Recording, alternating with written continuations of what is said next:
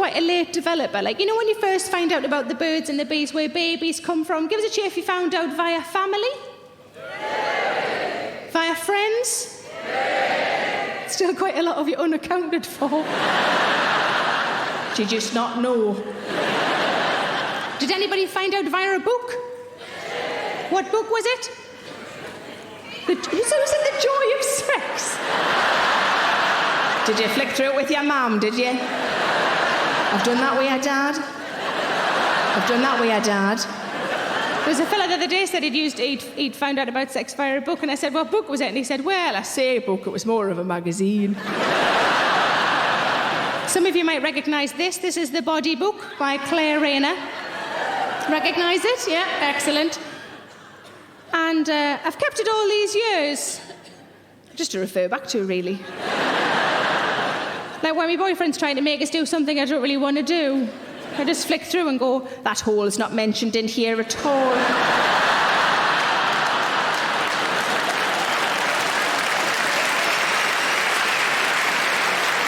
If Claire Rayner doesn't approve, then neither do I. But this book refers to the, vagina.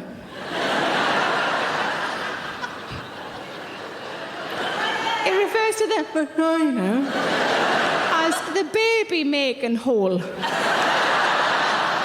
It's awful, isn't it? Awful. And I've got a big problem with it being called the baby-making hole, largely because I don't have kids, I don't want kids, I don't really like kids. I'm sure you've got them, and I'm sure they're smashing, but I'm glad you've left them at home where they fucking belong.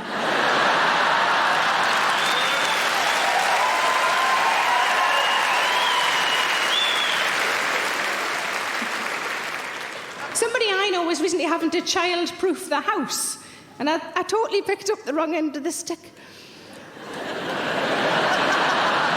I thought it was make so the little buggers can't get in, or if they do get in, they come to harm. So I did a bit of research, and it turns out advice on how to child-proof your house is advice on how to do the opposite as well. Example, 3 foot of electrical cable is enough to endanger a toddler's life. That's good to know. It also recommended that you teach your children how to respond to fire, which sounded like a fun game. So I reckon a combination of the following things is enough to keep the little shits out of my house. Forks in front of every socket. Aww. Multicoloured beakers filled with bleach. And bonny sparkly things at the bottom of your pond. Ooh, splash. That's what childproofing means to me. A friend of mine had a baby girl recently, and I wanted to buy a present because it's a nice thing to do, isn't it? But I don't know why you're supposed to buy babies. But a different friend who has adult children, she said, oh, there's only one rule, you buy her something to grow into. That's the rule. So I bought her a bra.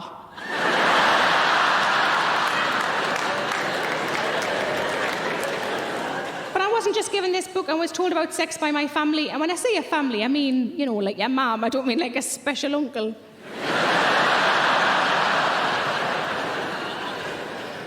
But when I was little, I was quite creative, but incredibly shy. And I used to write poems and stories, and the only way I could perform them aloud was to do so from behind a curtain. Just accept it, it's me childhood. So I'd stand behind a curtain and read my poem aloud, hoping that my family were still in the room. And if I was a good girl, I got a banana. So when it came to finding out about sex, my mum said, do you want to go behind the curtain? And I thought, if she gives us a banana at the end of this, that'll just be really weird. But you know, the next stage of sex advice, the next stage when you find out that it's not just for making babies, you know, that it's also for making money.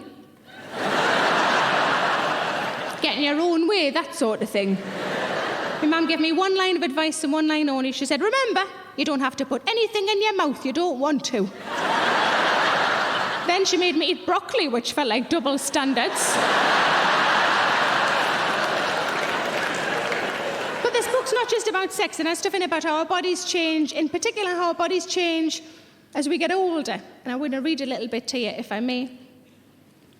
It says, after many, many years, long after their children are grown up, people who are old get tired all over.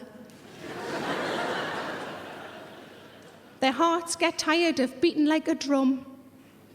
Their muscles get tired of storing up work. Their brains get tired of thinking and feeling. The time has come for the old person to die.